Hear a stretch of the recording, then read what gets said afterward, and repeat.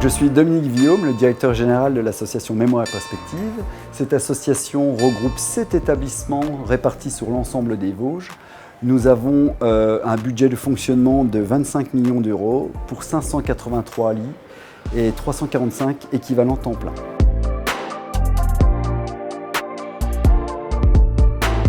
Dans notre association, nous comptons une multitude de métiers répartis sur 3 grandes branches. La partie administrative, la partie soins où nous avons un médecin, les infirmières, les aides-soignantes et la partie logistique où nous avons les agents des services logistiques, nos cuisinières et nos lingères. Sur l'ensemble de nos établissements, nous avons 3 établissements qui sont neufs, nous avons 3 établissements milieu de vie et nous avons un établissement vétuste que nous sommes en train de reconstruire, celui de Granges-sur-Vologne.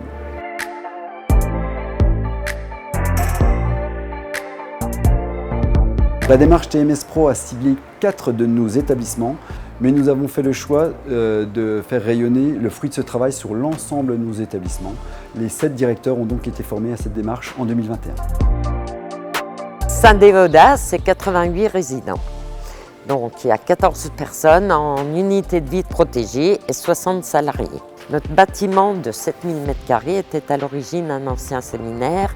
On a conservé toute l'architecture, ce qui nous a permis de faire de grands espaces. Au début des travaux, il y a un contrat qui a été signé avec la CARSAT pour s'inscrire dans une réflexion concernant les troubles musculo-squelettiques. Bonjour Madame Nelly.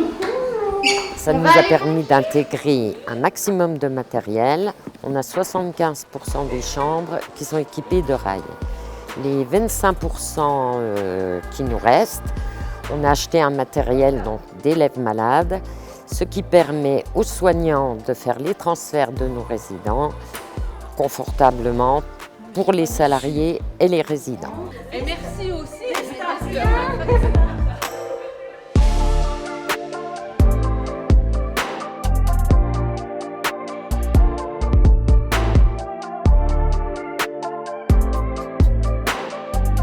J'ai suivi la formation pour être personne ressource TMS Pro.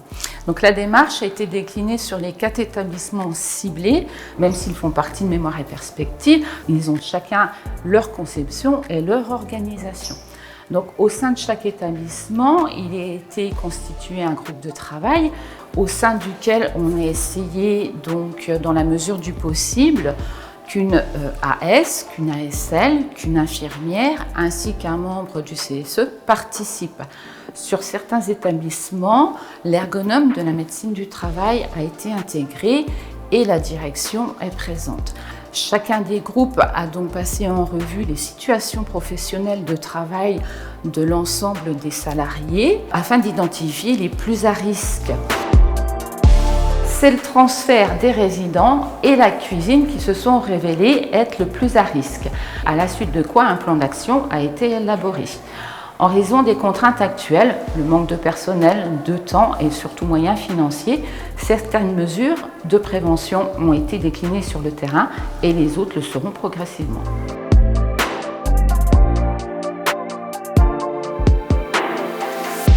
Les denrées sont livrées en zone livraison en bas, près d'un monte-charge. Avant, on mettait la marchandise dans le monte-charge, on montait ici, on faisait plusieurs manipulations. Et depuis qu'on a le transpalette électrique, on n'a plus qu'une manipulation. Ça veut dire qu'on va chercher la marchandise en bas, qui est avec le transpalette qui est déjà en bas, on le remonte avec l'ascenseur, on arrive ici en zone stock et on dispatche dans toutes les réserves. Donc on n'a plus qu'une manipulation au lieu de 3.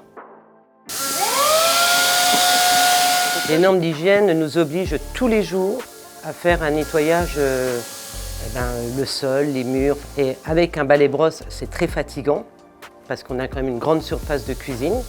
Et on a investi dans un monobrosse qui conduit tout seul. Donc en fait, on évite de se faire du mal dans les épaules.